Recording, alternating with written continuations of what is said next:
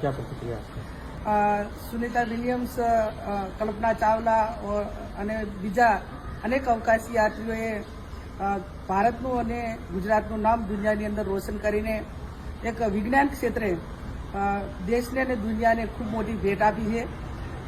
9 મહિનાથી જ્યારે અવકાશ યાત્રી તરીકે હતા ત્યારે ક્યાંક ને ક્યાંક આખી દુનિયા એમના માટે ચિંતિત હતી અને એટલા માટે કરીને જે સહી સલામત રીતે એ વાપસ પરત આવી અને એક ગુજરાતને, ભારતને, આખી દુનિયાને એક શાંતિનો મેસેજ, એક જે ફીલ થતું હતું એ ક્યારે આવશે, જે ચિંતામાંથી મુક્ત કર્યા છે. ત્યારે ભગવાનને પણ પ્રાર્થના કરીએ કે સુનિતા વિલિયમ્સ અને જે અવકાશ યાત્રીઓ છે એમને કામ કરવા માટેની જે શક્તિ છે એમાં ભગવાન એમને અનેક ગણો વધારો કરે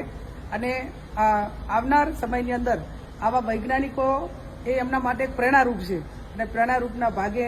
બીજા પણ જે